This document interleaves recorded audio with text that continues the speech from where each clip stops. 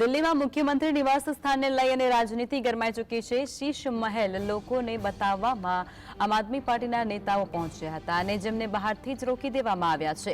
સૌરભ ભારદ્વાજ અને સંજય સિંહને પોલીસે રોકી દીધા છે અને જે બાદ તેઓ મુખ્યમંત્રી નિવાસ સ્થાન બહાર ધરણા પર બેઠા હતા। દિલ્હીમાં મુખ્યમંત્રી આવાસ જેને શીશ મહેલ કહી અને ભાજપ આમ આદમી પાર્ટી સામે સવાલ ઉઠાવી રહી છે। ભાજપ દ્વારા મુખ્યમંત્રી આવાસની અંદર રાજાશાહી જેવો ઠાઠ હોવાનો આરોપ લગાવવામાં આવ્યો છે અને જેને લઈ અને આમ આદમી પાર્ટીના નેતા સૌરભ ભારદ્વાજ અને સાંસદ સંજય સિંહ લોકોને અને પત્રકારોને મુખ્યમંત્રી આવાસ એટલે કે શીશ મહેલ બતાવવા માટે પહોંચ્યા હતા અને જે દરમિયાન ભારે રાજકીય ડ્રામા પણ સર્જાયો હતો।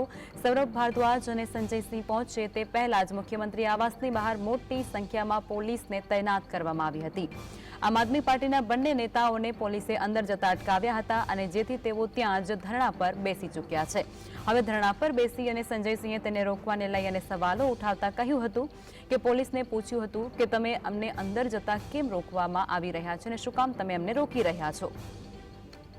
आप रास्ता रोक देंगे यार, नीचे कोई नियम कानून के तहत रोकेंगे ना। आप बताइए ना किस लिए रोकेंगे। अरे पीछे हो जाए यार थोड़ा। आपके अधिकारी को बुलाइए, चल ऊपर कर लेना है। एसीपी साहब को बुलाइए,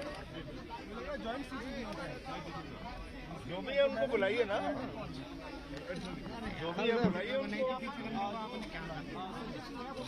किस नियम के तहत आपने रोक रखा है? हमने भैया नियम का उल्लंघन नहीं समझ।